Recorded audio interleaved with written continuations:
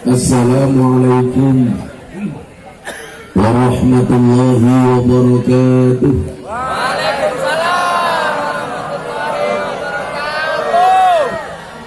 Alhamdulillah rabbil alamin wa kafa. Assalatu wassalamu ala sayyidina Muhammadin al-Mustafa wa ala alihi wa sahbihi ahli sidqi wal wafa.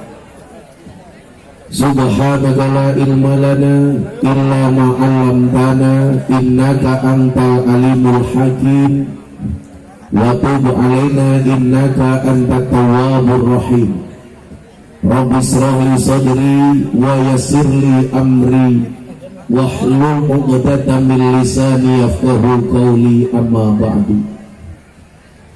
Hadratal muhtaramin, para masyayikh, para kiai, para habaib, wabil khusus segenap pengurus cabang Nahdlatul Ulama, jajaran syuriah dan tanfidiyah, berikut para banomnya yang sangat-sangat saya muliakan, para pejabat yang berkenan hadir dalam semua tingkatannya, yang malam hari ini berkenan dihadiri oleh Bapak Wakil Bupati, Bapak anggota DPR RI, Bapak Maman, segenap Mustika, Pak Camat, Pak Kapolsek, Pak Dan Ramil, Bapak Lurah, Kepala Dukuh, RT RW, segenap tokoh agama, tokoh masyarakat yang saya hormati, segenap panitia pengajian dalam rangka Isra wal Mi'raj Nabi Muhammad SAW yang saya banggakan, sahabat Ansor Banser, Pagar Nusa, Gasni, dan semuanya hadirin wal hadirat rahimakumullah. Makan sekuteng sambil nonton wayang. Ada Ustadz ganteng hadir di Ketapang. Beli kacang keliru buku. Hai warga Ketapang, I love you.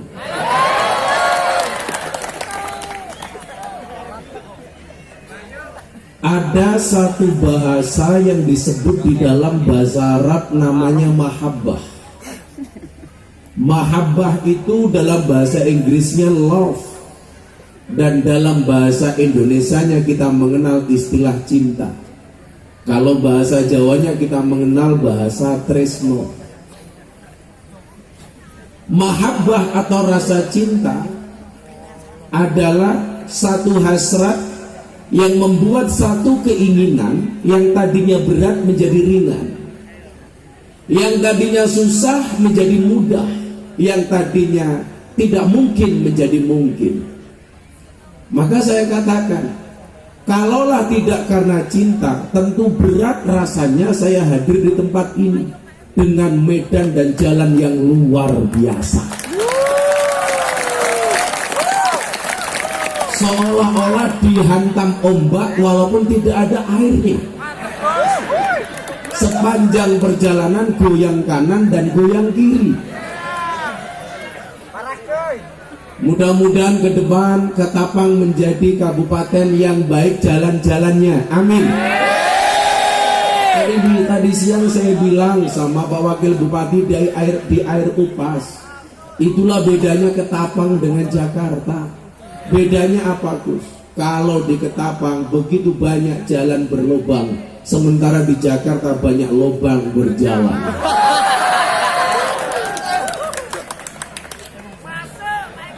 Masuk cangkemmu. Maka malam hari ini saya bersyukur dengan perjalanan yang begitu panjang. Saya mempunyai pengalaman baru. Karena setiap daerah yang saya datangi punya banyak cerita dan pengalaman. Saya pernah Pak pengajian di Jakarta, dijemput sama teman saya Ahmad Sahroni pakai Ferrari. Ngaji di Lampung dijemput pakai helikopter. Kemarin di Malang dijemput pakai private jet. Tapi yang paling berpengalaman di Ketapang. Dengan begitu banyaknya jalan berlubang dan bergelombang. Maka ini akan saya catat dalam memori sejarah saya, bahwa saya pernah hadir di satu tempat yang jalannya terjelek sedunia.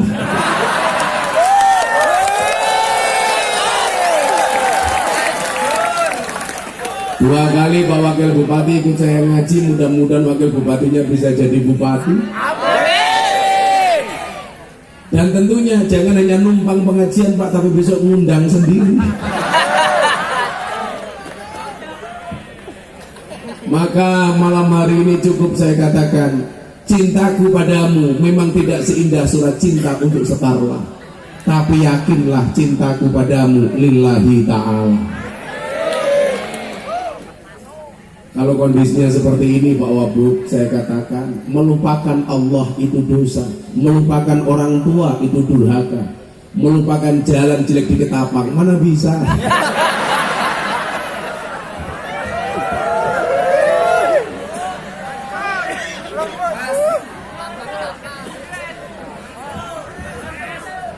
Sallu ala Nabi Muhammad. Demikian juga malam hari ini panitia dengan segala ikhtiar, dengan segala usahanya untuk bisa menyelenggarakan pengajian dalam rangka Isra wal Mi'raj Nabi Muhammad sallallahu alaihi wasallam. Saya pikir ini menjadi sebuah keharusan dan begitu urgent dan pentingnya. Kenapa?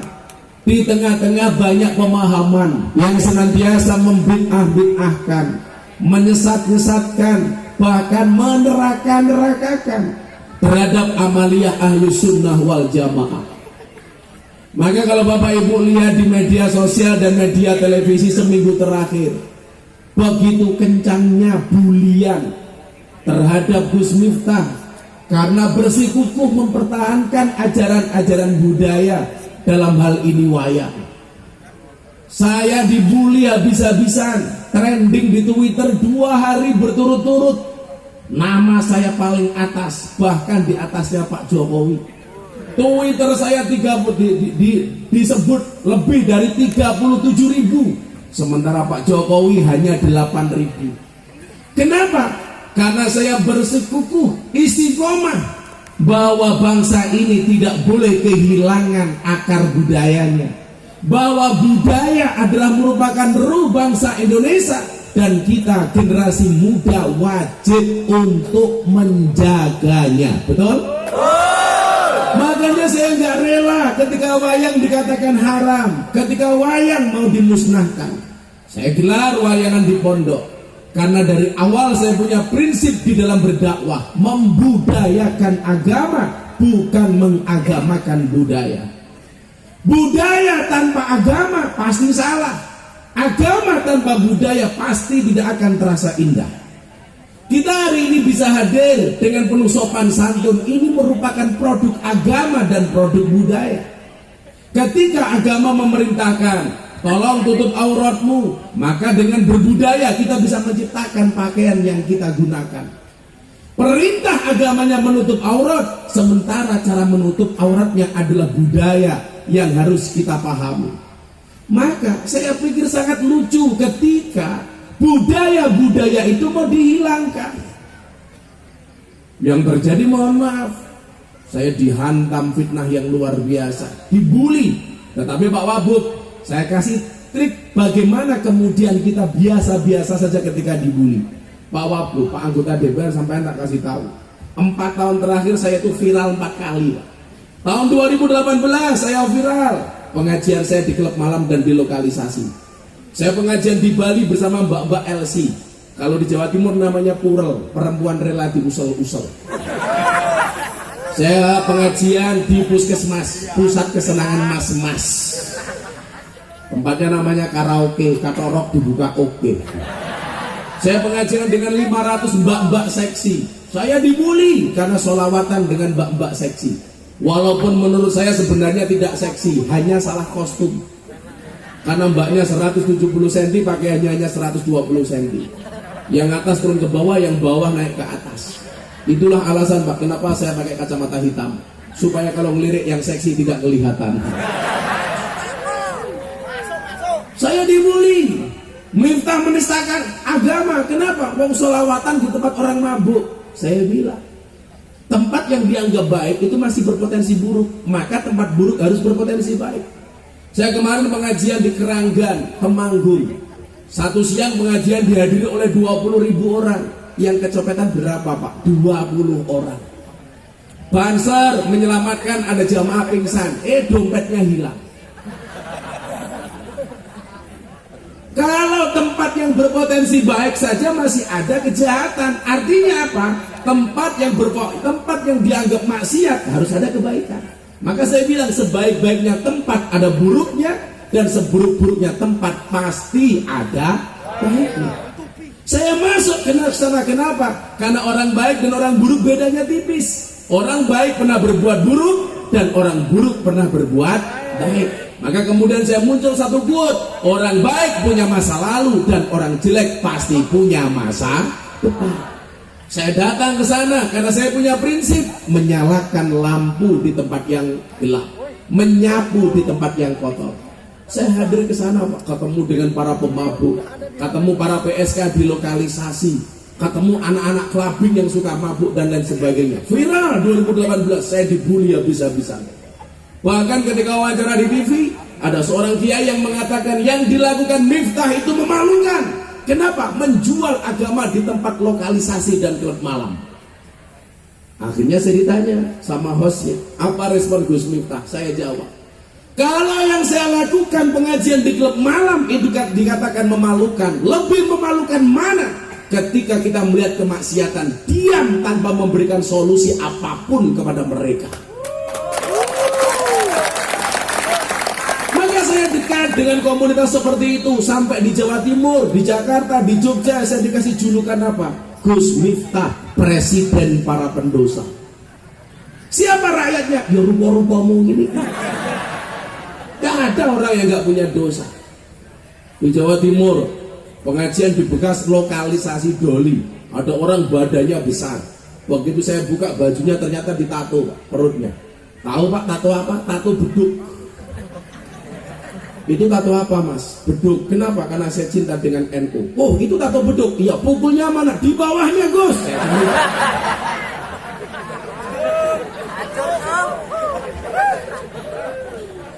Saya sayang Pak dengan para pendosa ini.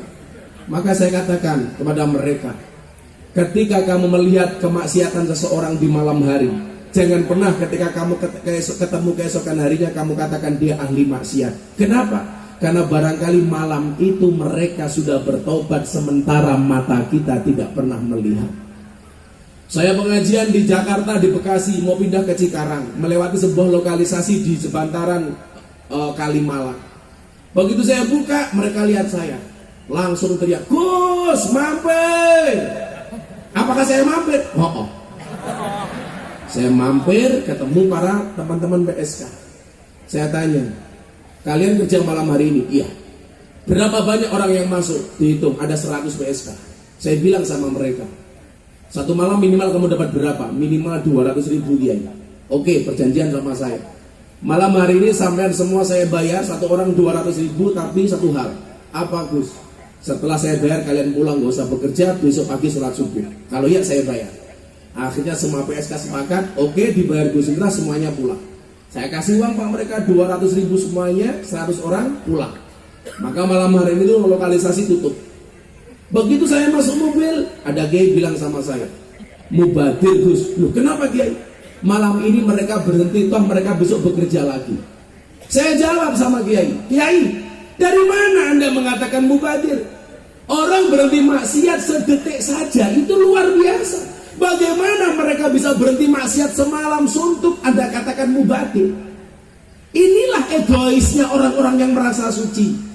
Satu malam saya duduk bersama para mbak-mbak LC, mau pengajian nunggu teman yang lain. Di jalan Pak, ada jamaah pengajian liwat. Begitu ada jamaah pengajian liwat, mbak-mbak LC bilang apa? Saya malu dengan mereka, Gus. Saya iri dengan mereka. Malam hari ini saya bermaksiat sementara mereka berduyung-duyung datang ke tempat pengajian. Satu lain waktu saya jalan sama Kiai melewati klub malam, ada mbak-mbak berpakaian seksi. Apa yang keluar? Kalimat dari mulut Kiai. Itulah yang mengundang murka Allah. Malam-malam bermaksiat dan lain sebagainya. Begitu egoisnya orang yang dianggap baik, Padahal mereka yang dianggap buruk pengen menjadi baik seperti kita. Maka saya katakan, kalau kamu duduk dengan ahli maksiat, jangan pernah bicarakan masa lalunya, tapi bicarakanlah masa depannya. Temani dia untuk merangkai kehidupan yang lebih baik. Kalau kalian tidak bisa dakwah seperti saya di klub malam, doakan mereka, jangan caci mereka. Kenapa? Karena cacianmu tidak akan pernah merubah mereka, sementara doamu bisa menjadi wasilah hidayah bagi mereka. Kalau saya ditanya, tugas Gus Miftah apa di lokalisasi? Copet. Bedanya apa dengan copet terminal? Copet terminal itu goblok. Kenapa? Yang dicopet dompetnya, ketahuan dipukuli kepalanya. Di lokalisasi, yang Gus Miftah copet bukan dompetnya, tetapi hatinya. Kalau hatinya sudah tercopet, jangankan dompetnya, dompet lainnya pun pasti akan diberikannya. Gitu bro. Mereka tercopet dengan hatinya, langsung ketemu saya, monggo Gus, nyoh. Ayo ngaji maksudnya. No carane bro.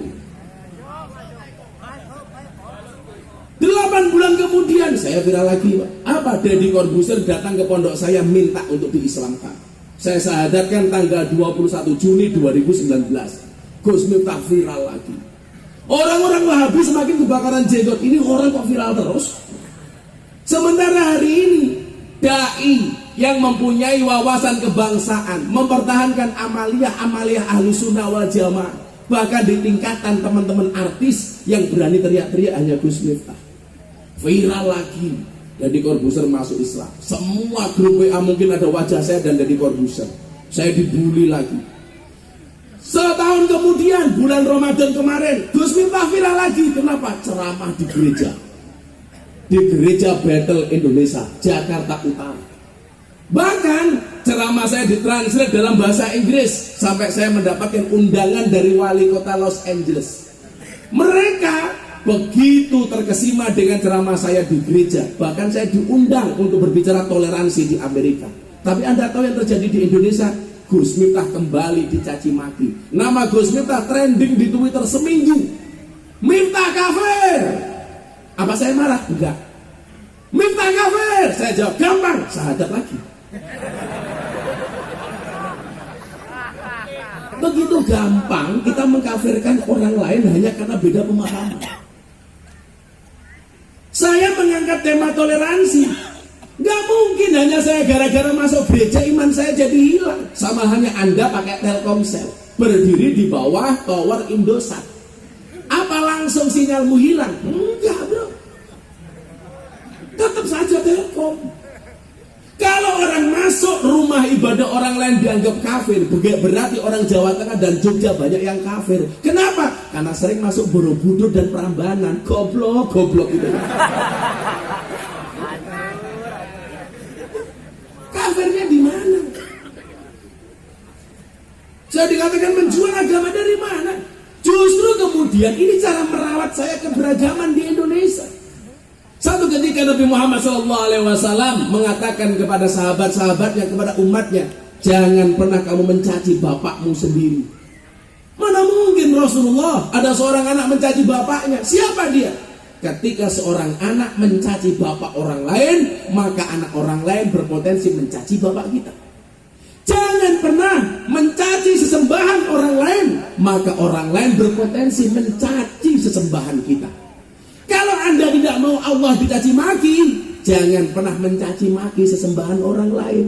Maka Al-Quran mengatakan, wala tasubbul ladina yad'una min dunillah fayasubbullah adwam bighairi ilm.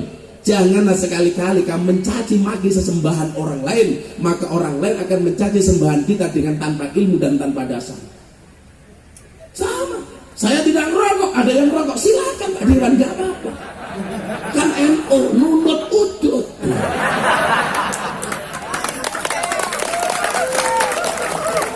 Orang NU ngerokok saja pakai dalil ni'matul udud ba'da dahar. Bapak saya itu kan gaya NU, merokok berat. Kemarin saya pulang bawa buku bahaya merokok. Saya kasih ke bapak saya. Begitu dibaca, subhanallah, bapak saya langsung berhenti membaca.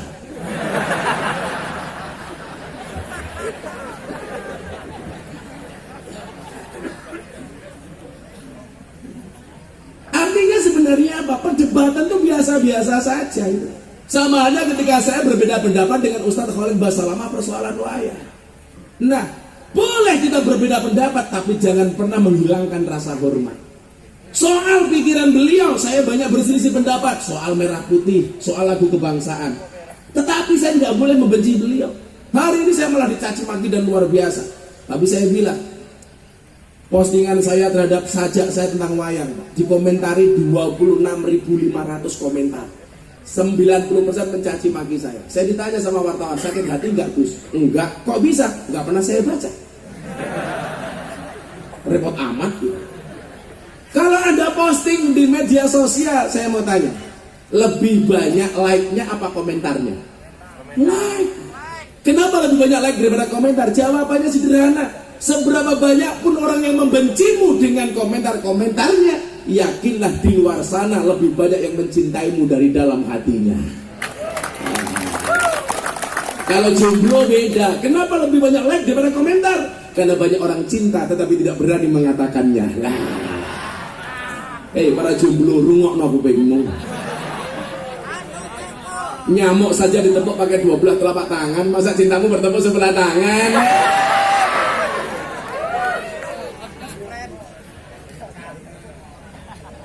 Di waktu itu bulan Ramadan, saya ceramah di gereja, viralnya ya Allah, dibully saya bisa-bisa. Sampai Abah Lutfi Maulana Lutfi Bidaya Pekalongan, mungkin Kiai NO yang paling sering dibully hanya dirimu. Kalau saya nggak ada masalah. Ketika Rasulullah itu naik Isra Mi'raj, beliau diperlihatkan dengan semua bangsa-bangsa sebelumnya dan agama-agama sebelumnya. Ini kan toleran. Saya hadir bikin pesantren di lingkungan orang Nasrani biasa-biasa saja. Ya kan? Kalau orang Indonesia tidak bisa akur gara-gara beda agama, itu kalah dengan burung. Burung itu punya agama tapi bisa akur. Burung itu kalau nggak Islam Kristen. Burung Kristen buktinya ada burung gereja. Burung Islam ada burung namanya empret kaji. Empret kaji itu mana empret yang kepalanya putih. Nah, DPR ini empret kaji.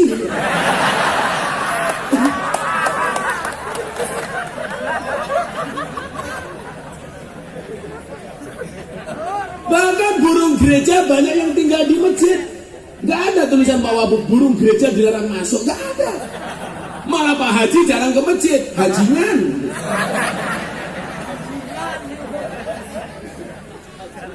Ya biasa-biasa saja kan itu.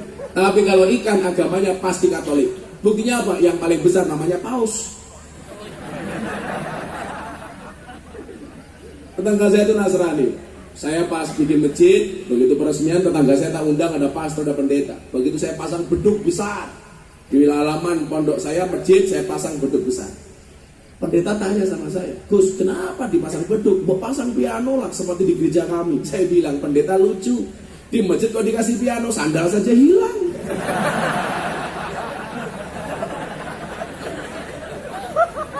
Makanya kenapa saya pasang beduk? Larang maling-maling, angkatan bener.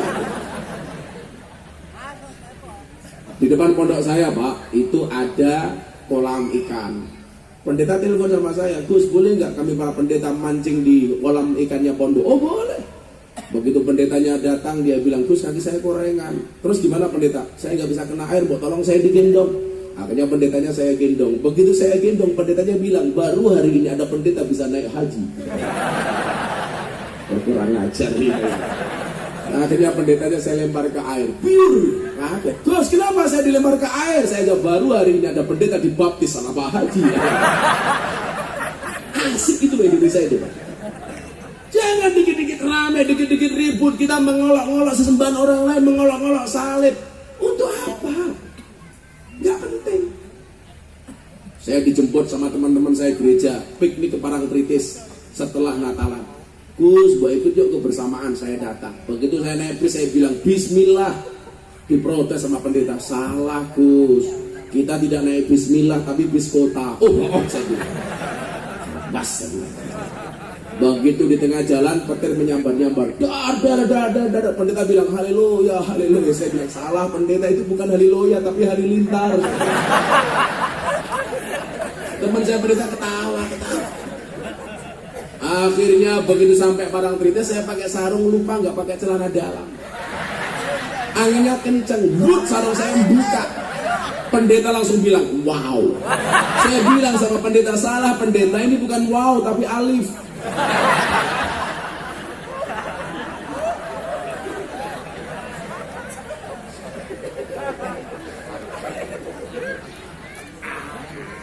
Sangit. Indah Indonesia itu. Bagaimana kemudian Kanjeng Nabi menghargai apa yang namanya perbedaan, bahkan beda agama. Saya punya satu cerita, tapi saya lupa namanya siapa. Kanjeng Nabi itu datang dari Mekah ke Madinah. Ini bukti toleransi. Ini di situ ada tokoh besar. Nah, yang saya katakan lupain namanya siapa saya lupa. Tapi dia punya anak namanya Barok. Mohon maaf, dia punya anak yang akhirnya masuk Islam. Ini tokoh ini ketika Nabi hadir itu merasa tersaingi. Jadi biasa Pak, kalau kita datang satu wilayah, orang yang lama merasa disaingi itu sudah dari dulu. Akhirnya apa? Kanjeng Nabi ini dibully sama orang ini, difitnah di kampung Madinah. Jangan ikuti Madinah, jangan ikuti Muhammad, itu orang gila. Bahkan Nabi Muhammad dicaci maki sedemikian rupa. Apakah Nabi Muhammad marah? Enggak. Enggak. Nabi Muhammad yang berdoa, ya Allah berikan hidayah kepada dia ya Allah. Apakah dia masuk Islam? Enggak. Tapi anaknya orang yang mencaci Kanjeng Nabi jadi santrinya Kanjeng Nabi dan masuk Islam. Singkat cerita, yang mencaci maki ini mati Pak. Anaknya yang sudah masuk Islam datang kepada Kanjeng Nabi. Kanjeng Nabi, bapak saya mati, mau tolong Anda datang layat kepada bapak saya. Oke, saya datang. Kanjeng Nabi takziah layat kepada orang yang memusuhinya, datang. Penduduk Madinah geger, wow, Nabi Muhammad dimusuhi, tapi yang musuhi mati didatangi. Sampai rumahnya almarhum, anaknya bilang, Kanjeng Nabi, bisa enggak bapak saya engkau berikan syafaat? Akhirnya apa? Ludahnya Kanjeng Nabi itu bisa memberikan syafaat. Diludahi jenazahnya, disyafaat oleh Nabi Muhammad. Tidak berhenti sampai di situ. Kanjeng Nabi, boleh nggak saya minta jubahnya? Untuk apa Mas? Akan saya jadikan kain kafan untuk bapak saya.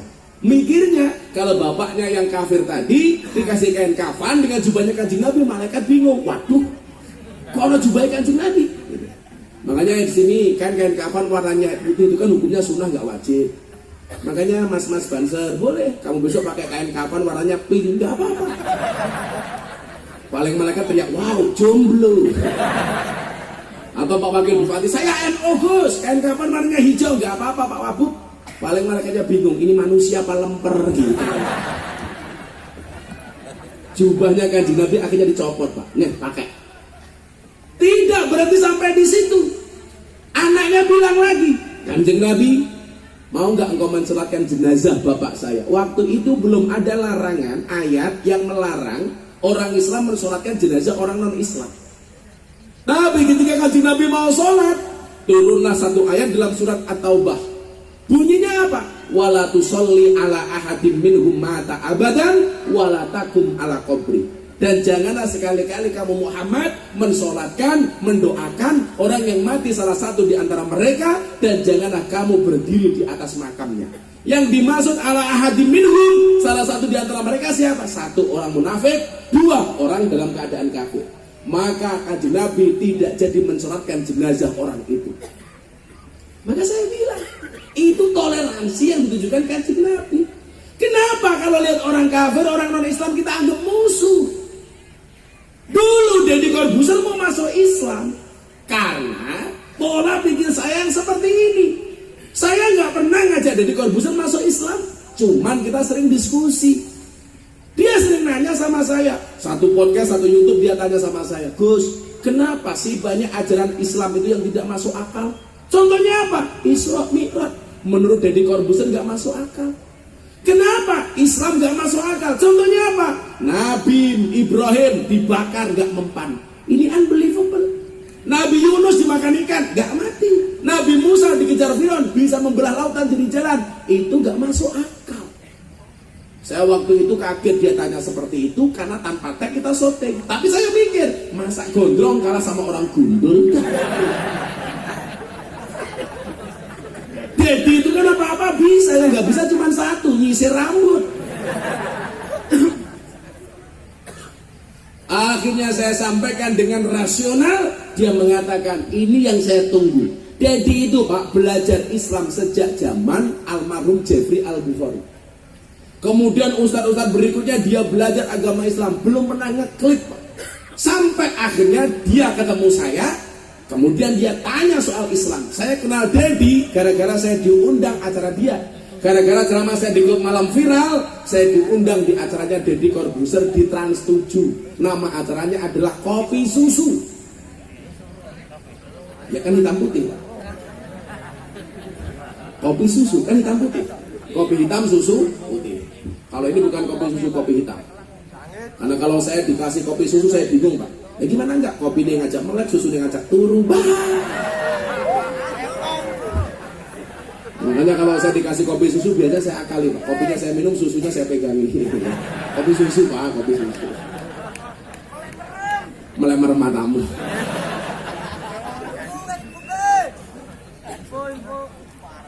Akhirnya Deddy Corbuzier masuk Islam, gereja viral.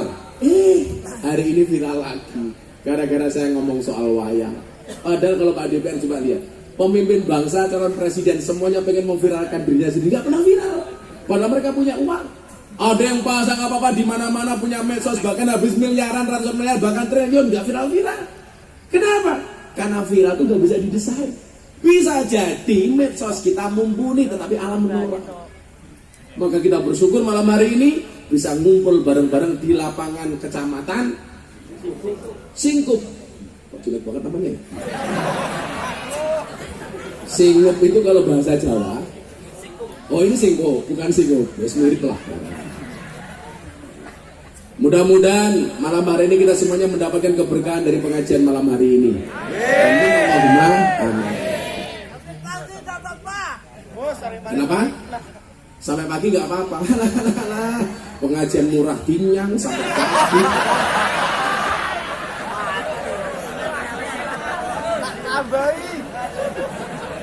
Tambahi matamu.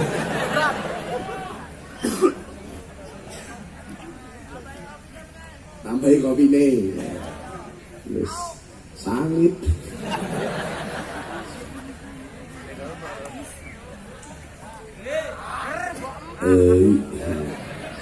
Cewek itu cowok itu di mata cewek Pak, seperti gula di dalam kopi. Kopi tanpa gula pahit, yang disalahkan siapa? Gulanya. Bikin kopi tanpa gula. Begitu bikin kopi kepanisan, yang disalahkan siapa? Gulanya. Bikin kopi kok kebanyakan gula. Itulah cowok di mata cewek, ada rasanya namun tidak pernah diperhatikan keberadaannya. Sama. Pejabat di mata rakyat itu seperti gula di dalam kopi. Pokoknya pejabat itu kalau berprestasi jangan minta dipuji, tapi kalau salah siap-siap dicaci maki. Kalau nggak terima nggak usah jadi wakil bupati, jadi bupati saja.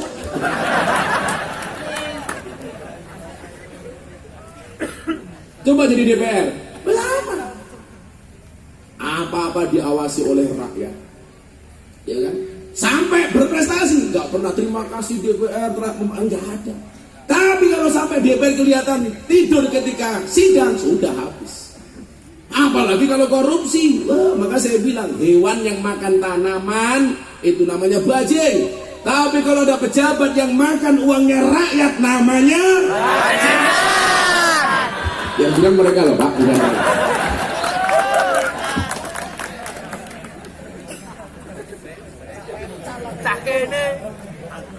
Mikirnya anggota DPR, oke ya ini asu. Entek mentale. Makanya kalau ada pejabat, saya bully, gak marah, seneng, malah jadi lagi insya Allah. Tapi kalau salah, kalau saya bully kok dia marah-marah, oh masuk bui biasa saja. Sallu ala Nabi Muhammad. Mudah-mudahan bupatinya, wakil bupatinya semuanya selamat. Amin. Hari ini semuanya selamat. Amin. Bapak Ibu yang saya muliakan, kita akan mengkaji soal Isra wal Mi'raj Nabi Muhammad SAW. Akan saya sampaikan secara seksama dan dalam tempo yang sesingkat-singkatnya. Kalau sekarang pengajian sudah jam berapa ini Pak? Jam 10 lebih. Nanti selesai jam 11, saya pulang sampai Pangkalan Bun jam berapa Pak? Jam 2, besok pagi saya berangkat lagi Pak. Ya Allah gitu. Maka Pak Wakil Bupati saya doakan jadi bupati jalannya diperbaiki ya Pak ya. Kalau sampai gagal gak saya angkat sama Anda.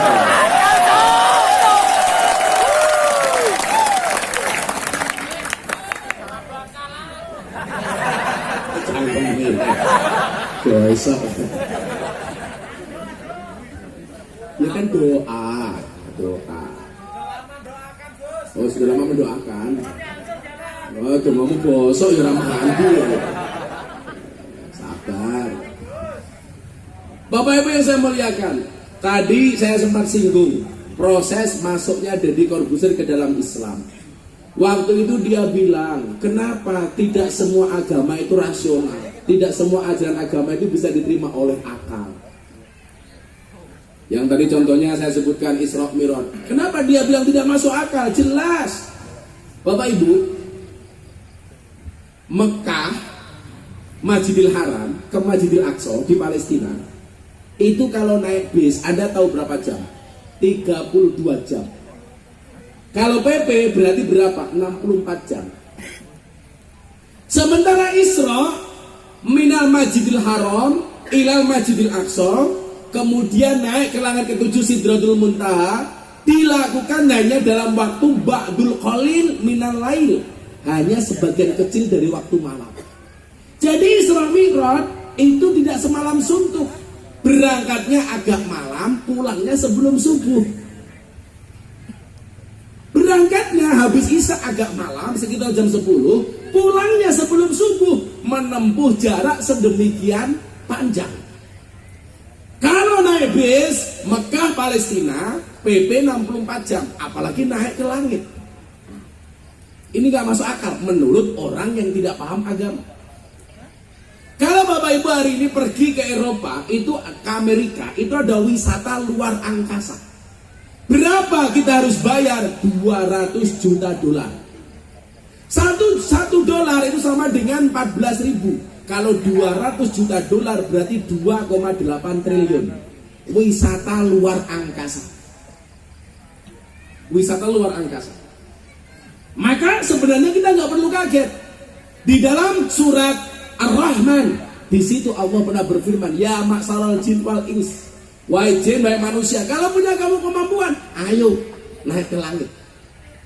Lah jadi tanya, ini kan nggak masuk akal. Nabi Ibrahim dibakar nggak mempan, nggak masuk akal.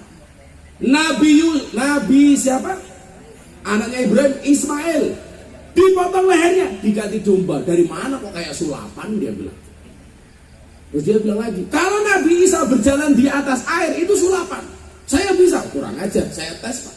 Deddy Corbuzier itu Pak, bisa berjalan di atas air pakai trik Pak.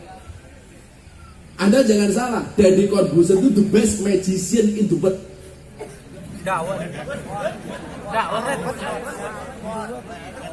The best mentalist in the world. Dawet matamu, dawet. Dia menjadi mentalis terbaik di dunia 2 kali Pak. Dan dia bergelar S3, PhD, doktor di luar negeri. Waktu itu dia tanya, kenapa tidak semua ajaran agama bisa masuk akal? Coba kamu terangkan dari beberapa aspek, dia bilang. Yang pertama saya bilang, kenapa tidak semua ajaran agama bisa diterima oleh akal? Ya, karena kalau semua ajaran agama bisa diterima oleh akal, maka tidak ada bedanya agama dengan ilmu pengetahuan. Orang gak usah beragama, cukup kuliah saja. Justru itulah yang membedakan antara agama dan ilmu pengetahuan. Harus ada yang tidak nalar. Kalau dibuat nalar, saya buat nalar. Saya tanya sama dia, Nabi Muhammad itu Isra Mi'raj berjalan sendiri atau dijalankan? Bingung dia, uang dia gak pernah ngaji. Ayatnya adalah asro, dijalankan, bukan berjalan. Kalau dijalankan, apa yang mustahil bagi Allah? Siapa yang menjalankan? Allah. Kalau Allah yang punya hajat, mohon maaf, innama amruhu idza arada syai'an ayyaqula lahu kun Coba dijawab yang kencang. Malam hari ini kita akan belajar kun fayakunnya Allah. Sesuatu yang tidak mungkin bagi kita, kalau Allah sudah mengendaki, gak ada yang tidak mungkin bagi Allah. Walaupun wajahmu yang laki-laki pas-pasan, santai saja. Kalau Allah mengendaki istrimu, remuk.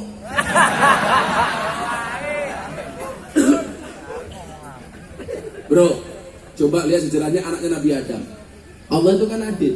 Yang cowoknya cakep justru menikah dengan cewek yang jelek. Anaknya Nabi Adam.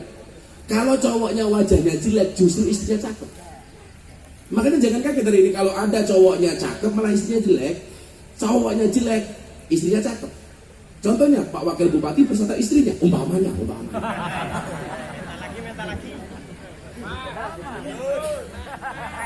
Sudah ada Pak Walu, cuk.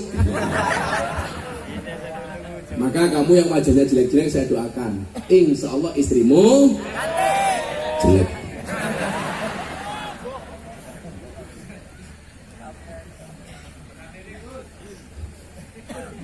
Nah, kita lihat.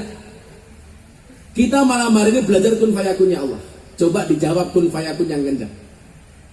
Kalau kemudian Allah punya kehendak, innama amruhu idza arada syai'an ayyakula lahu kun. Ayyakula lahu kun. Ayyakula lahu kun. Apa yang mustahil bagi Allah? Allah mampu menjadikan orang miskin jadi kaya, Sa'labah. Tapi Allah juga mampu menjadikan orang kaya jatuh miskin, Qarun. Allah mampu menjadikan orang biasa jadi raja, Daud. Allah juga mampu menjadikan raja diraja jatuh terhina, Fir'aun. Sampai Fir'aun mengatakan, ana rabbukumul a'la, aku adalah Tuhanmu yang paling tinggi. Kenapa? Karena Fir'aun itu hidupnya dibuat mudah oleh Allah. Fir'aun tuh punya uang terus, gak pernah punya utang. Seneng terus, gak pernah susah. Makanya kalau ada warga singkup seneng terus, gak pernah susah, saya malah curiga, jangan-jangan cucunya Fir'aun.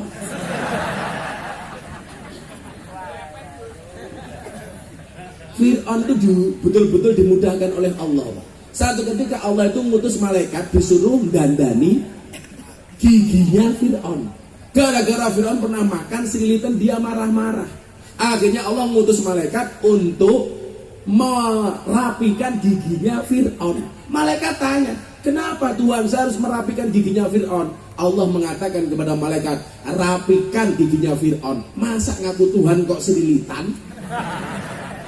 Fir'aun tuh mohon maaf, kalau dia makan sambal Pak Bu, yang mules bukan perutnya, sambelnya.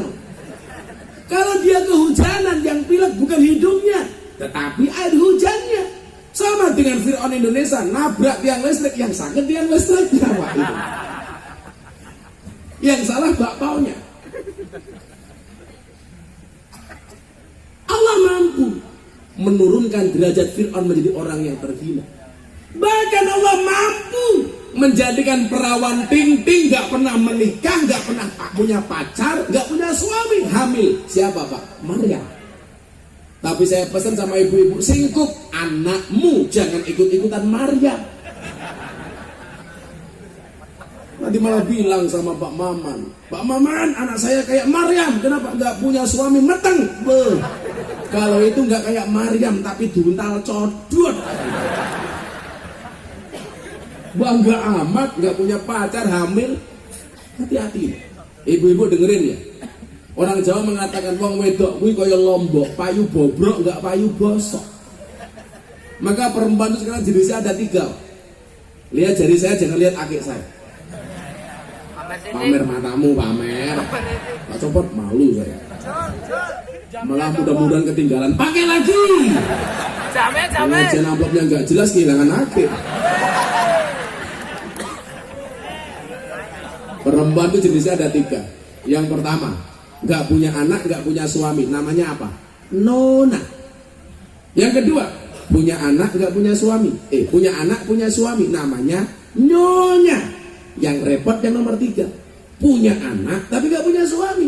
Kalau nggak punya anak, nggak punya suami, namanya nona. Punya anak, punya suami, namanya nyonya. Yang repot yang ketiga, punya anak, nggak punya suami, namanya nyoh. Jangan merondo.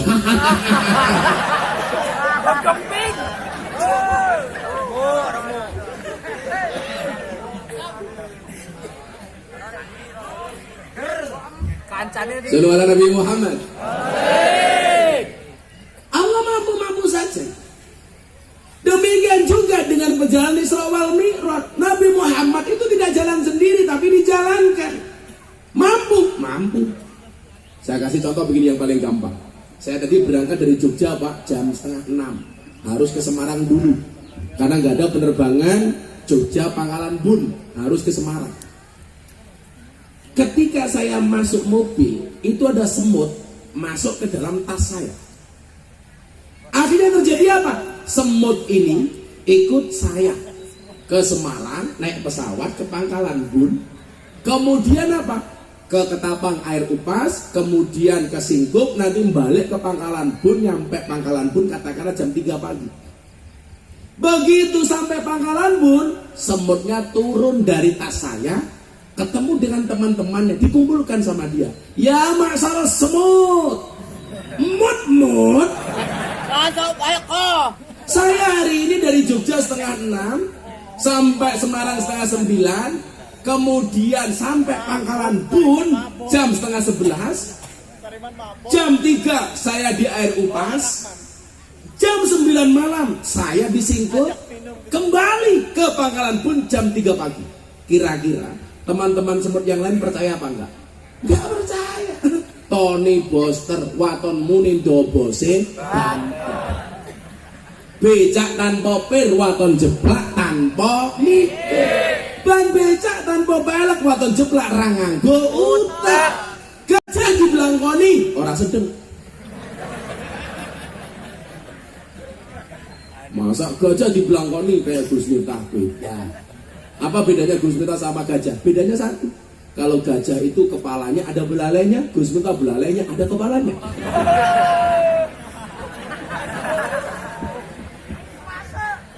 Cie rondo bayang cie. Semutnya jawab, kenapa kamu bilang mustahil? Saya ini tidak jalan sendiri, tetapi gandul tasnya Gus Miftah. Ya masuk akal dong. Kalau semuanya jalan sendiri dari Jogja sampai Singkup, ya nggak mungkin.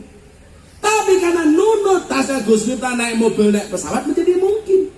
Peristiwa Isra Mi'raj, Nabi Muhammad tidak jalan sendiri, tapi nunut sama siapa? Allah. Dari mana Anda mengatakan tidak mungkin? Satu, dari segi rasionalitas. Kemudian yang kedua, hei Dedi, saya bilang, orang belajar agama itu, mohon maaf saya tanya sama dia, yang namanya cinta itu dari mata turun ke hati atau dari hati naik ke mata?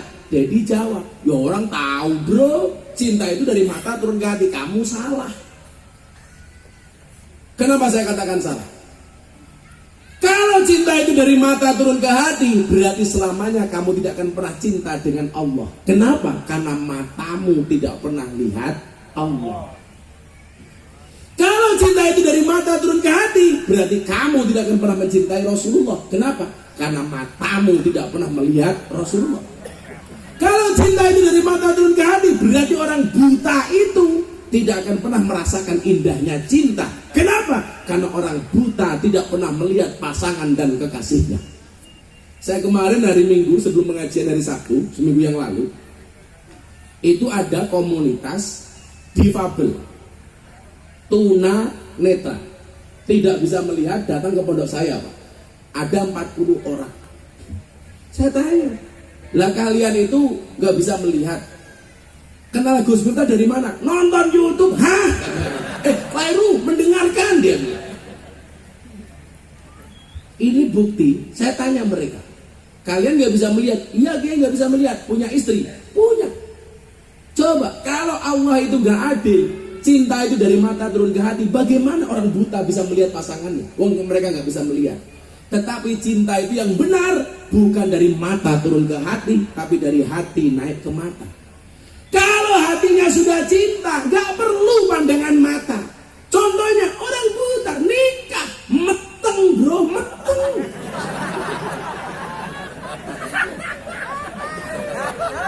Meteng Pak.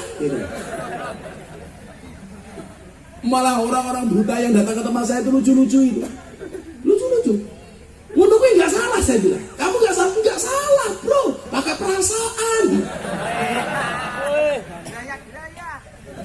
Gerah-gerah mbahmu kuwi gerah-gerah.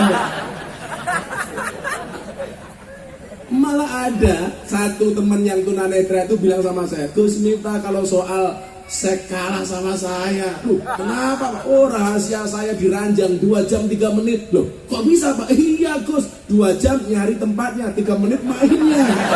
Oh, cangkemmu kuwi tak bilang.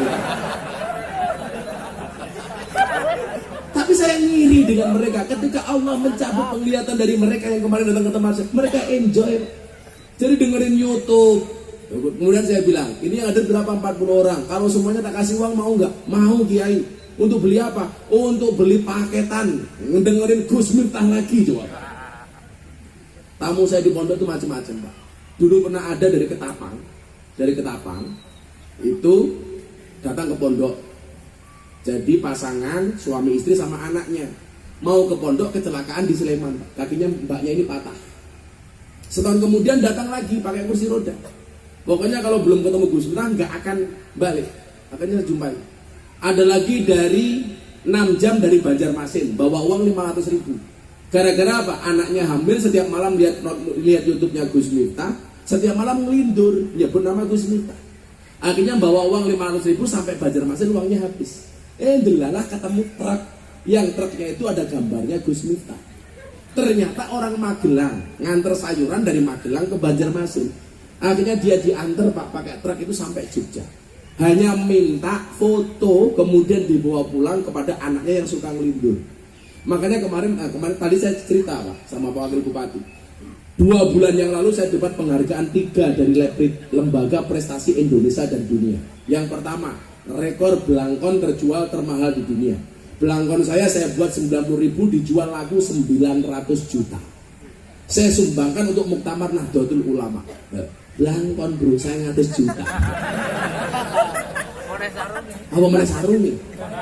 Apa mana isine?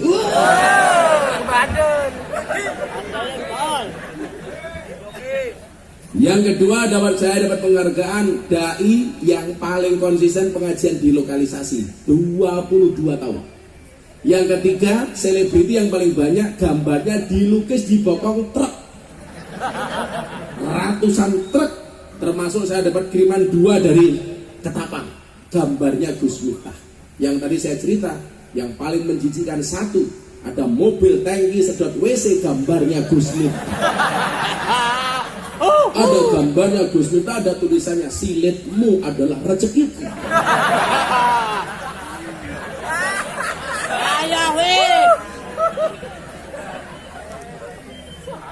Dan tiap hari saya dapat tag-tagan di Instagram itu ada foto baru, ada truk gambarnya Gus Miftah, truk gambarnya Gus Miftah.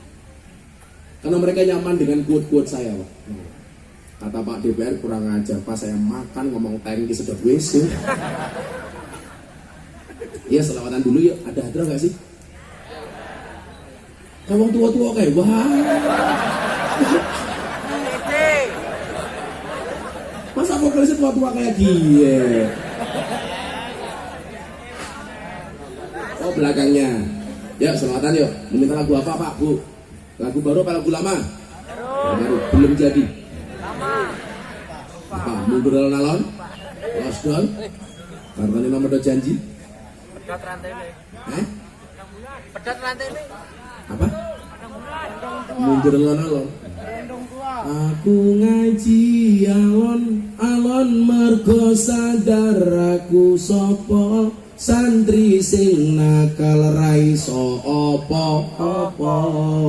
Aku ngaji alon mergo sadar aku sapa ahli maksiat sing kakean dosa. Lah bawahku beda. Aku mundur alon mergo kowe ra gelem kelon. Angel wis angel. Angel. Itu apa? Bisanya apa bisanya? Anak-anak hadro bisanya apa? Wes, kamu nyanyi lagu dulu aja. Aku taruh tangan kopi dulu. Ya terserah. Salah lagumu terserah.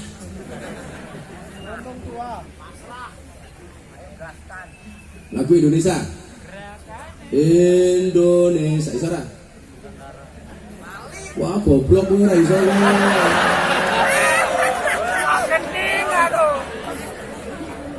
gampang ayo. Sallallahu ala Nabi Muhammad. Sholli wa sallim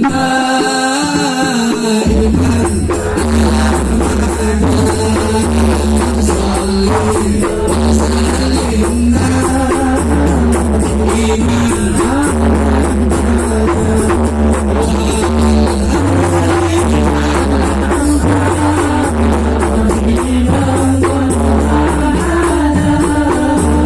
wal ali ala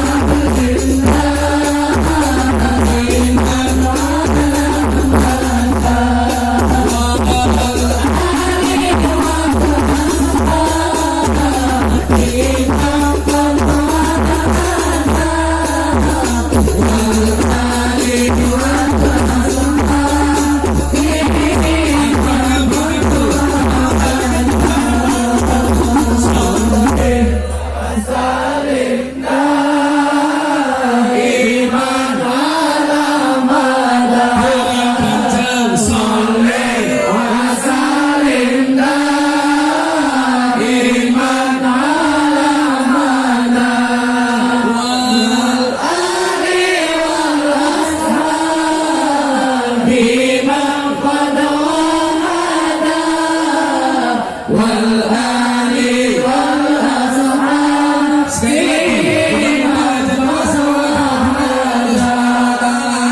Salli wa sallim daiman ala madad. Salli wa sallim daiman ala madad. Wal ali wal ashab biman qad wahada. Wal ali wal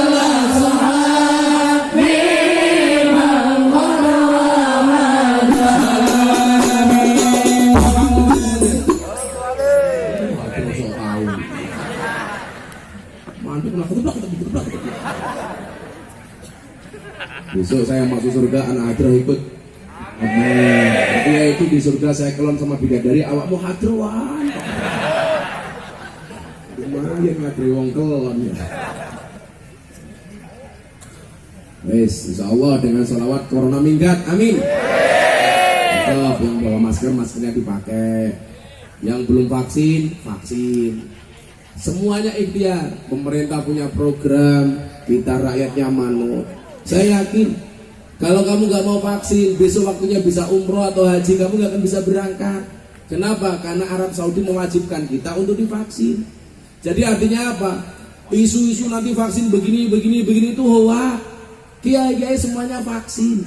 Kiai-kiai sepuh saya semuanya vaksin. Sudah, kalian gak usah takut. Gelut wani vaksin rawani. Betul? Pendekar kok ora dometi. Banji. DPR berusaha, Pak Bupati, Wakil Bupati berusaha, semuanya ayo bareng-bareng berusaha. Supaya apa? Supaya tepat ada imunitas, ada kekebalan, sehingga corona ini minggat. Walaupun negara ini aneh, dulu muncul varian Alpha, langka masker, muncul Delta, langka oksigen, muncul Omikron, langka minyak goreng, dan belas. Bisa nguntal minyak goreng itu ya sopo. Minyak sawit harganya bagus. Sepanjang sejarah sawit itu harganya bagus hari ini. Dulu harganya sampai 700 drop, kemudian 1000, 1300, sekarang berapa? Di atas 3000. Oke, syukure mau ngeluh toh. Jilbab pink, lu mana kupingmu? Wis tua jilbab pink. Enggak sempake yo pink. Kurang ajar deloken dhewe, Pak. Lah ya cang meneh kamu dhewe ya ngopo ya kowe? Ora urun cerewet. Pengajian ono ndelok munyuk kebun binatang sangune 100.000. Pengajian ndelok kiai infake 1.000. Berarti lu larang kiai napa munyuk? Jenengan kowe ngajeni kiai napa munyuk? Jadi ki ngene nyuk. Sini kata Jawa Pak ya? Sini kata Jawa. Ngetok rupa-rupa Jawa ngetok. Pesek. Berapa Pak Bu? Yang pesek insya Allah panjang umur. Amin.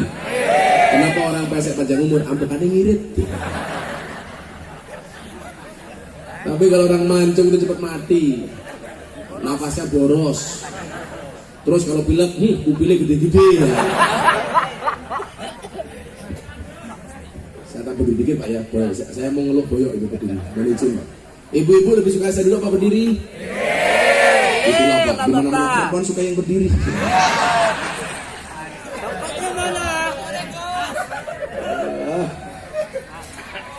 Ini apa? Taman buatan orang singkup. Lawang urung apa-apa godhonge gogrok kabeh iki. Ramasan, wis angel wis. Ya, yang duduk di bawah mudah-mudahan pulang pengajian little body. Sini dikatel kelebon body.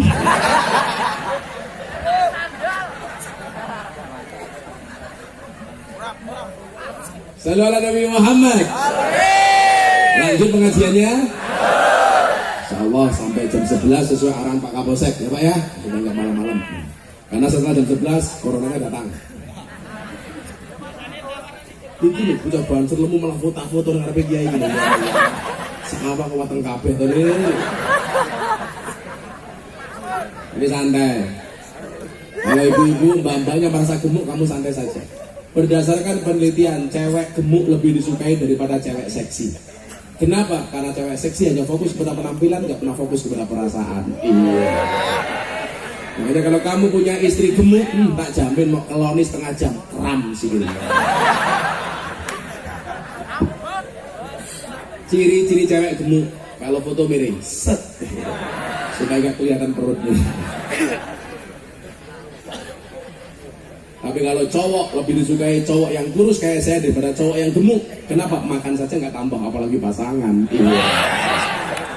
Itu Pak caranya. Masuk, Yang perlu Bapak Wakil Bupati ingat, cewek itu kelemahannya di telinga, cowok itu kelemahannya di mata. Cowok itu kelemahannya di mata. Makanya cowok itu kurang ajar. Kalau lihat cewek cantik, dia akan teriak, wow. Pulang lihat istrinya, weh.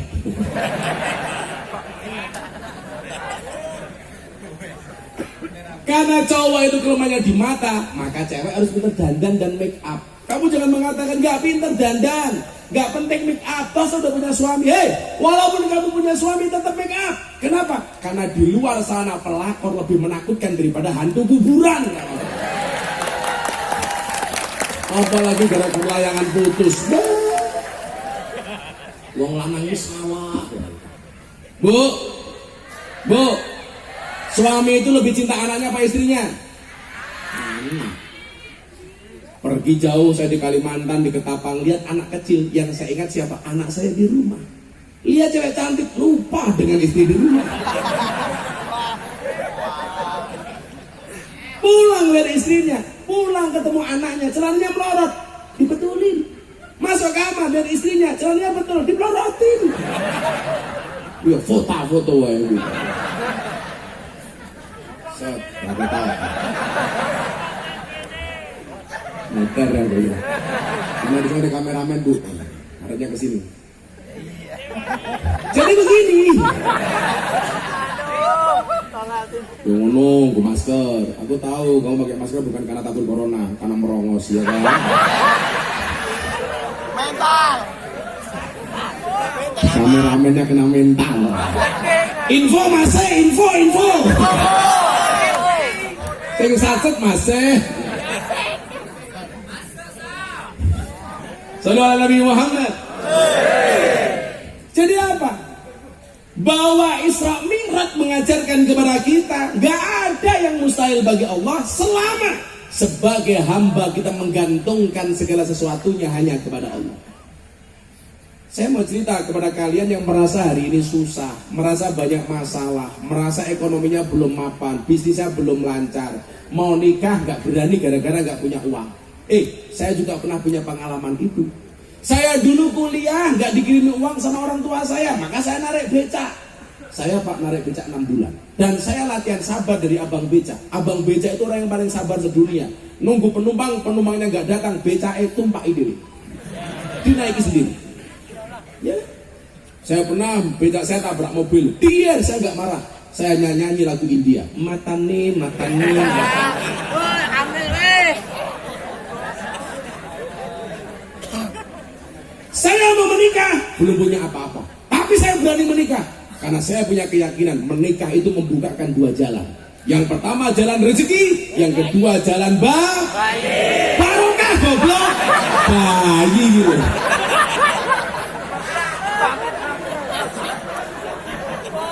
Jalan barokah. Bayi. Muhammad Dasut. Keroan. Tentang jalan rezeki, yang kedua jalan barokah. Di saat kemudian kita berada satu titik nadir yang menurut manusia tidak mungkin, gak ada yang tidak mungkin bagi Allah. Makanya di dalam kitab Hikam Ibnu Athaillah As-Sakandari mengatakan, mata waqafa matlabun anta talibu birobika wala tayassara matlabun anta talibu binafsika.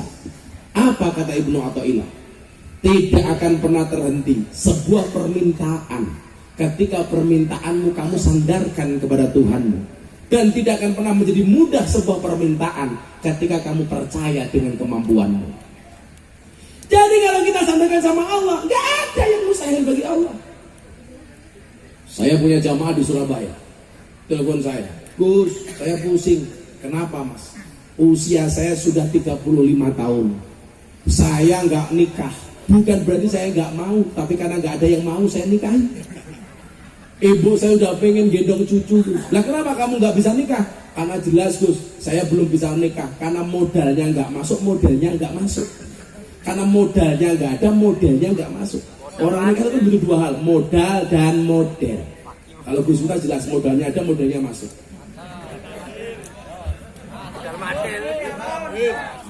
Santai, saya tetap setia, istri saya hanya satu. Karena saya punya prinsip, lelaki yang hebat bukan lelaki yang mencintai banyak wanita, tetapi mencintai satu wanita dengan banyak cara. Kenapa saya ngomong seperti itu? Jelas direkam kamera. Konangan khusus LC-nya ya dipikir no. Jangan pernah mencari pasangan yang sempurna, tetapi terimalah pasanganmu dengan cara yang sempurna. Mencintai wanita dengan banyak cara. Makanya begitu saya masuk kamar, langsung saya ketemu istri saya langsung nyanyi. Terjaina orang nutelur rapena, nutel kroso pena, sing didutul dangak-dangak.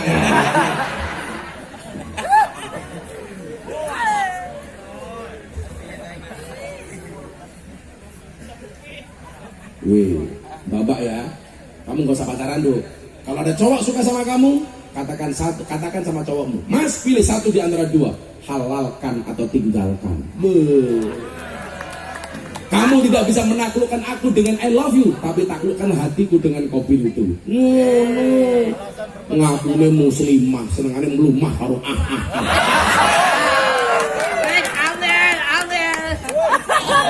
muslimah apa kimcil sari. Lu tahu bulat digoreng dadaan cuwil kira gane 500-an. Mosok namu gede rasane enak modal gratisan. Codot rumahmu. Ingat, cantiknya wajahmu hanya akan membuat laki-laki menatap, tapi cantiknya akhlakmu akan membuat laki-laki menetap. Wow. Cowok yang menurut rasa pacaran, kalau kamu rindu dengannya, jangan pernah sebut namanya, tapi sebutlah nama Tuhan yang menggenggam hatinya. Akan datang satu saat, kamu akan dipertemukan dengan orang yang tepat, yang kedatangannya untuk menetap, bukan karena nafsu sesaat.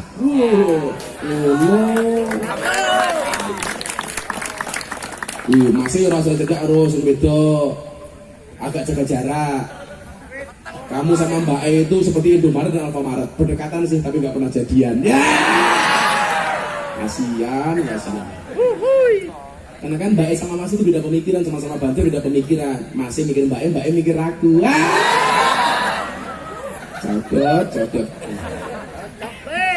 Kalau kemudian kita bersama sama Allah, nggak mungkin. Lah ini jamaah saya Surabaya, nggak mungkin, nggak ada yang mungkin, nggak ada yang nggak mungkin bagi Allah. Wah, saya pengen nikah. Udah, kamu datang ke Jogja. Akhirnya dia naik pesawat datang ke Jogja. Ngopo? Saya udah 35 tahun, Mbak, tapi STMJ. Apa? Sudah tua masih jomblo. Partai saya Golkar, golongan Kasep Rabi. Hati-hati ya, kalau kamu suka ngomong bid'ah. Nabi Muhammad nikah umur berapa? 25. Katanya kalau nggak sama dengan Nabi berarti bid'ah. Kalau kamu umurnya 30 tahun belum nikah berarti kamu bid'ah. Mesake. Segeralah menikah. Meh kiamat, mosok ana bedone karo kran. Monggo nguyuh tok. Angel wis. Pak Maman yang mau nambah.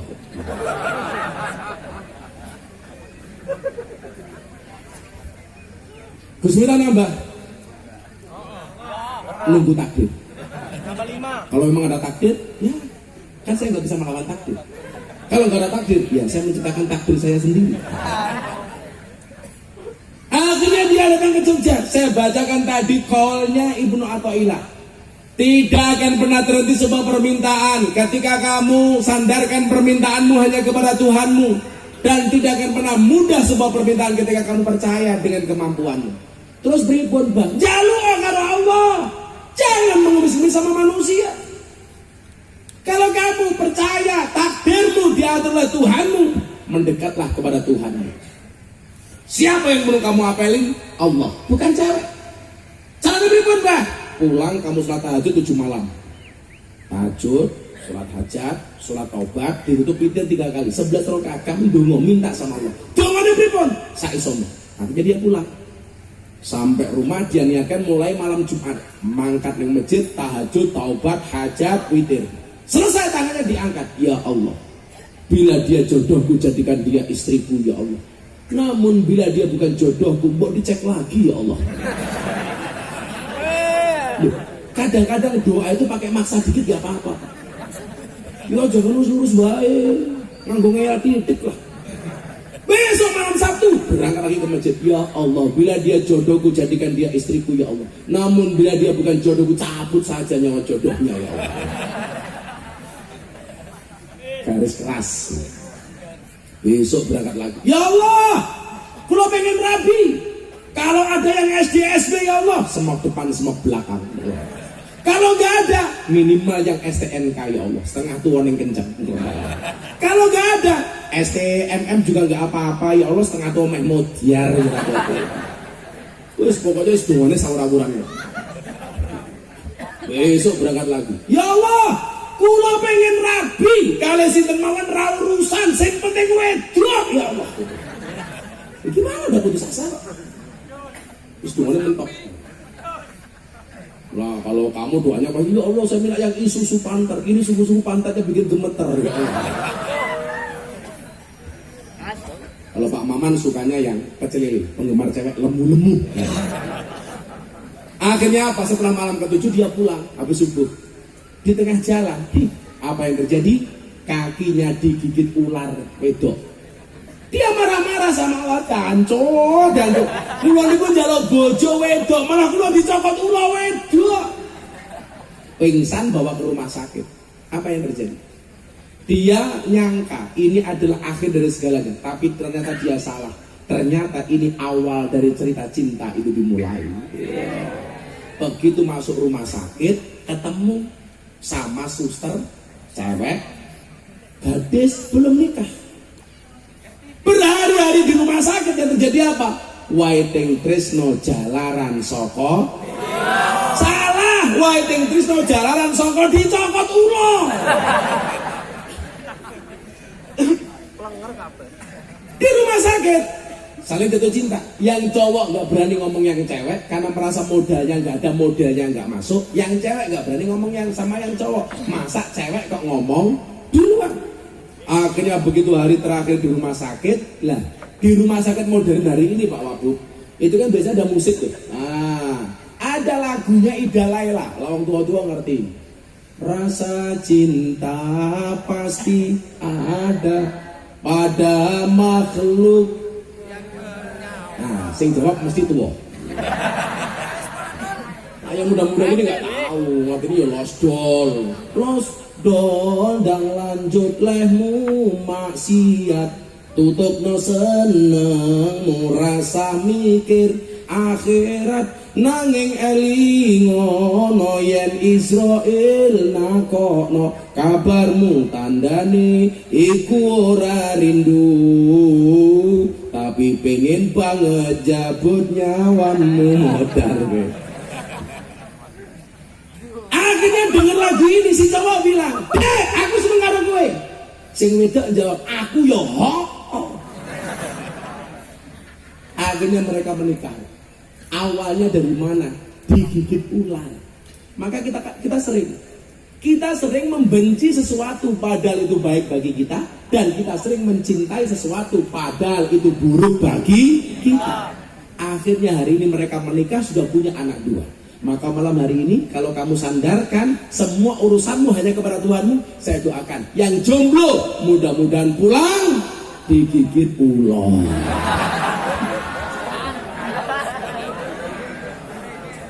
Ketemu jodohnya belum? Ketemu jodohnya.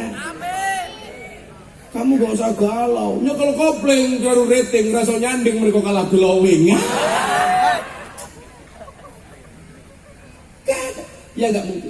Dulu saya nikah nggak punya apa-apa. Sampai 7 tahun saya menikah masih ikut mertua. Mau 5 Pak. Mantep mangan melu mertua. Sampai akhirnya M10. Mantep mangan melu mertua muring-muring menantu meneng mawon. Edandra madep mantep mangan melu maratua muring-muring menantu meneng ngawon maratua mati menantu melu marisi. Mertua saya hanya jawab M1 nopo Pak matamu. Sama Pak Maman, pengajian Gus Miftah malah disinggung, bayarnya 3M. Matur nuwun Mas Miftah.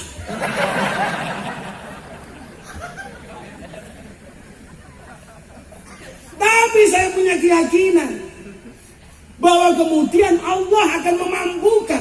Kita mampu bukan karena kita mampu, tapi karena Allah memampukan kita. Manusia mampu bukan karena dia mampu, tetapi Allah berkenan memampukan. Manusia bisa bukan karena dia bisa, tetapi karena Allah membisakan. Yang perlu kita lakukan apa? Hasbunallah wa ni'mal wakil, ni'mal maula wa ni'man nasir. Wala haula wala quwata illa billahil aliyil adil. Ini ijazah. Rasulullah mengatakan dalam satu sabdanya, kita disunahkan membaca la haula sebanyak 100 kali setelah salat asar sebelum matahari terbenam.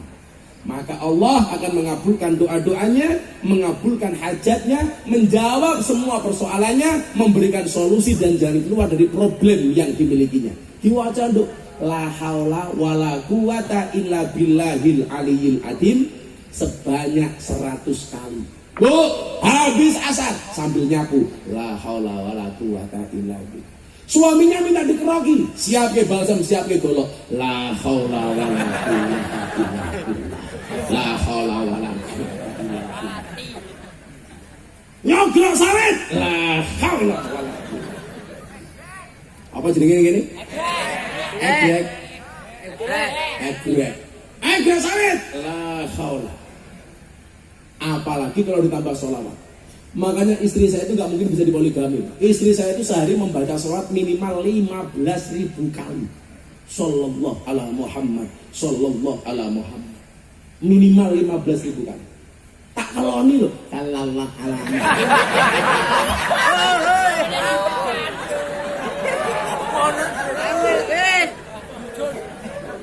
Ibu-ibu punya anak nakal tidur usus kepalanya. La haula wala quwata illa billah. Sallallahu ala Muhammad. Al-Fatihah tulis-tulis mandi. Mudah-mudahan anakmu soleh.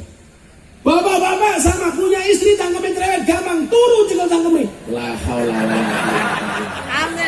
Allahumma sholli ala sayyidina Muhammad wa ala ali sayyidina Muhammad. Mudah-mudahan istriku cangkeme cerewet. Al-Fatihah.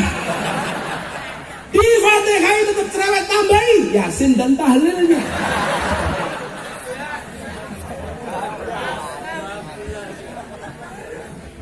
Pak Wakil Bupati pegang istrinya Al-Fatihah langsung bujur ngopo. Dibaca berapa kali?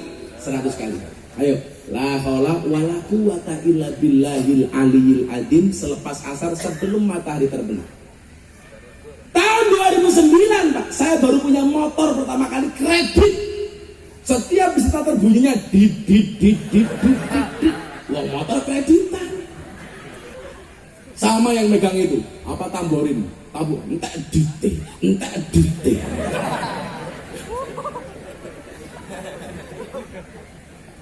Di saat seperti itu apa yang perlu kita lakukan supaya Allah mengangkat derajat kita?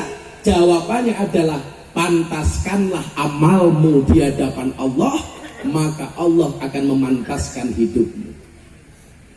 Hasibu qabla tuhasabu, dihisab dulu. Kenapa Allah nggak mengangkat derajat saya? Jangan-jangan ada yang salah. Oh, mungkin sholat saya yang kurang benar. Oh, saya sudah sholat tapi nggak tepat waktu. Oh, saya sudah sholat tapi nggak pernah ke masjid. Oh, saya sudah sholat tapi nggak pernah jamaah. Ingat, laki-laki imam, perempuan makmum. Makanya dulu ketika nikah mas kawinnya apa? Seperangkat alat sholat beserta Al-Quran, masjid dan imamnya. Bangkrut ini. Kamu ngimami? Lah pripun Gus kula isin. Kenapa malu?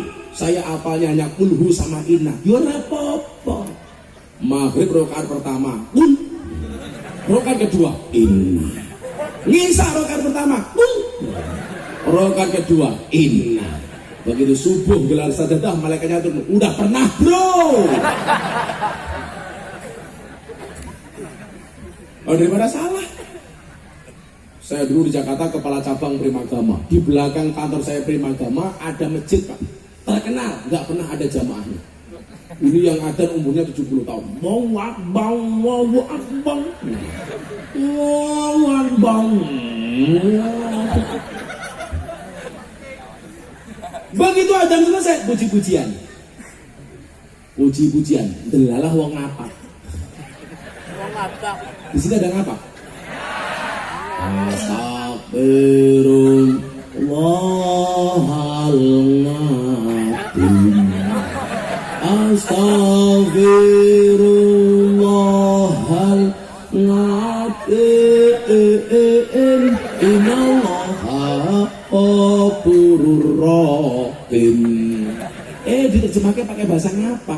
Ya Allah Gusti inyong nyuwun ngapura sekata itu sa inyong lan dosane bapak biyung inyong nyang rampung pujian 30 menit pujian, gak ada jamaah yang datang belas dikomati. Saya pikir sudah ada imamnya, diimami sendiri. Jadi adzan dewek, pujian dewek, komat dewek, ngimami dewek, makmumnya inyong dewek. Makmumnya saya sendiri tahu Pak, makmumnya saya sendiri. Dua aja imamnya, tengok ke belakang mengatakan sawu sufufakum bis sholat, luruskan dan rapatkan safnya dengan matane. Lah tak urusi karo siapa? Kita jawab sami'na wa ata'na.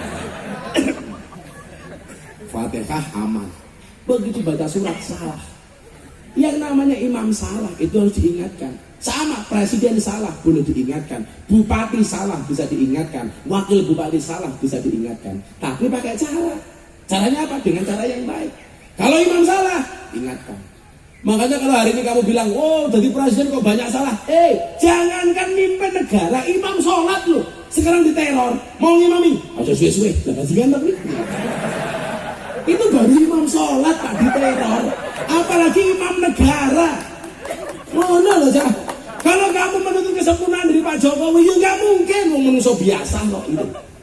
Oh sekarang imam saja diteror kok, mau maju rasa suwe-suwe. Jadi kalau ada wakil bupati dikritik jalannya jelek, ya jangan marah, memang jelek kok.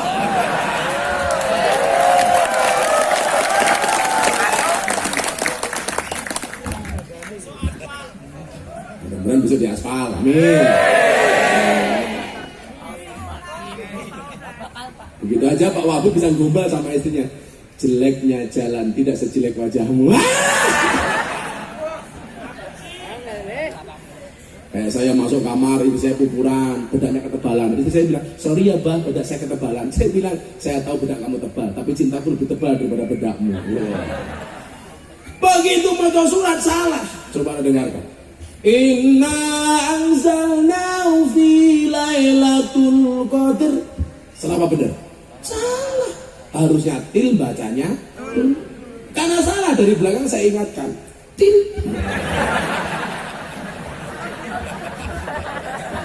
Lah imamnya ngeyel. Inna anzalnahu fi lailatul qadr. Nah, saya tambahkan centil. Baru ketiga kalinya benar. Inna anzalnahu fi lailatul qadr. Saya langsung nulis dodo. Alhamdulillah. Diterus salah lagi. Wa ma adraka ma lailatul qadr. Padahal yang kedua yang benar. Dari belakang saya teriak. Imamnya ngeyel. Wa ma adraka ma lailatul qadr. Yang ketiga benar. Wa ma adraka ma lailatul qadr. Begitu ayat ketiga imamnya galau. Tun, tim, tim, tun. Bingung dia. Sebelum dia melanjutkan langsung tak teriak itu.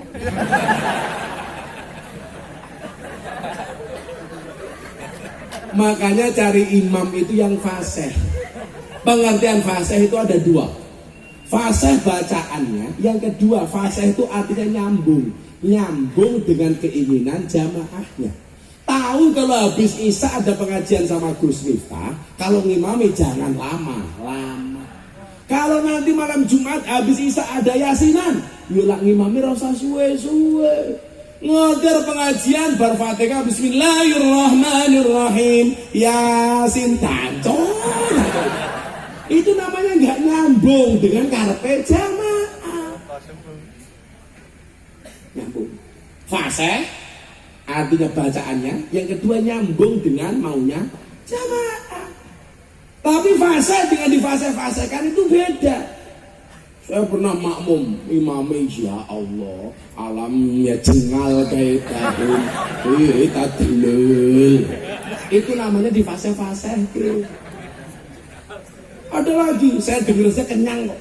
Alhamdulillahirabbil alamin.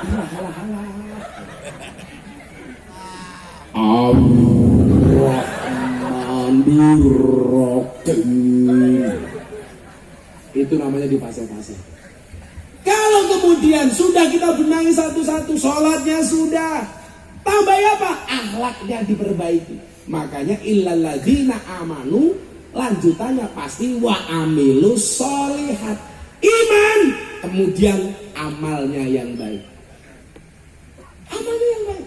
Bertetangganya yang baik. Oh, apakah bertetangga yang baik berpengaruh kepada rezeki? Iya. Makanya Rasulullah mengatakan man kana yu'minu billahi wal yaumil akhir falyukrim jarahu. Barang siapa beriman kepada Allah dan hari akhir, muliakanlah tetangganya. Lebih lanjut lagi, baik dengan tamunya. Man kana yu'minu billahi wal yaumil akhir falyukrim daifahu. Barang siapa beriman kepada Allah dan hari akhir, muliakanlah tamunya. Dimuliakan. Ngerti dia ini kalau pengajian sukanya minum degan, kenapa nggak dikasih? Kan aku nunggu. Aku nggak minta, hanya mengingatkan. Mulyane omah yen ana tamu, mulyane tamu yen disuka. Ibu-ibu gak ada tamu suka. Duwene gorengan, tamune gorengi.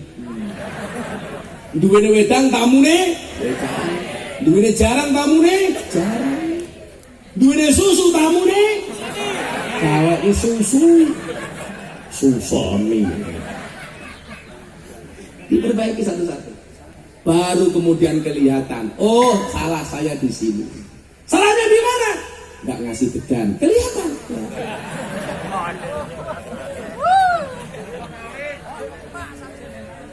Kurang ajar. Sorry Gus, disinggung nggak ada degan, adanya sawit, suku sawit kok matamu. Bantu minyak goreng. Masya Allah. Sorry Gus, telat degan. Sorry Gus, telat. Maka variabel-variabel kecil itu kita dandani, Allah yang akan menentukan takdirnya. Kalau sudah usaha tetap miskin, itu namanya baru takdir. Tapi kalau belum berusaha ngaku miskin, itu bukan takdir tapi males. Anak sekarang itu kan aneh, kerja nggak mau, usaha nggak mau, nyawet nggak mau, berkebun nggak mau, tiap hari tidur. Begitu bangun bikin status WA, akan indah pada waktunya. Tangi turumu miring, ilmu mambung, obatmu dan diombe. Wong ora kerja kok pengen sugih. Kenapa jadi DPR? Ya karena kampanye. Kenapa jadi wakil bupati? Ya karena berusaha. Pengen tengok-tengok tok, tak kandhani lho. Ora ana wong sugih tanpa kerja. Wong sing kerja wae urung mesti sugih. Ora ana kiai tanpa ngaji. Wong sing bendina ngaji wae urung mesti dadi kiai. Ora ana wong mulya tanpa rekoso. Wong sing rekoso wae urung mesti mulya. Kan ngono. Maka bermimpilah dalam hidup, tapi jangan hidup dalam mimpi. Tapi cobaan saya banyak, Gus. Iya, kalau cobaan pasti banyak. Karena kalau sedikit namanya cobain. Jalani semua dengan ikhlas. Cirinya apa? Diam. Karena kalau ngomong namanya iklan. Lakukan secara istiqomah. Kenapa istiqomah berat? Ya, kalau istiqomah pasti berat. Karena kalau ringan namanya istirahat. Kalau hidupmu diselimuti masalah, berbahagialah, berarti kamu masih manusia. Kalau diselimuti wijen namanya onde-onde. Kalau Pak Wakil Bupati pengen makan onde-onde, carilah yang wijennya ganjil, pasti enak.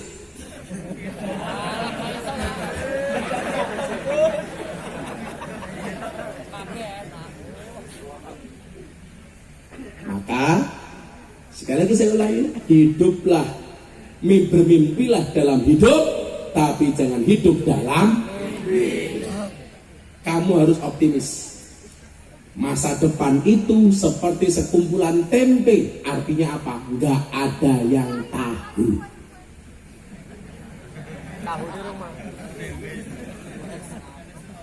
Semuanya berdiri.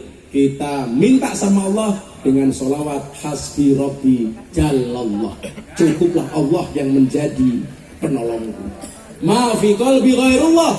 Tidak ada sesuatu pun di dalam hatiku kecuali asmamu ya Allah. Nur Muhammad sallallahu, cahaya Muhammad yang Allah berselawat kepadanya. La ilaha illallah. Tidak ada Tuhan kecuali Sebelum hasbi rabbi, mari kita menyanyikan lagu Indonesia secara bersama-sama dengan sikap sempurna, menyanyikan lagu Indonesia Raya. Hiduplah Indonesia Raya, tuduhan Indonesia tanah airku, tanah tumpah darahku. Di sanalah aku berdiri, jadi pandu ibuku.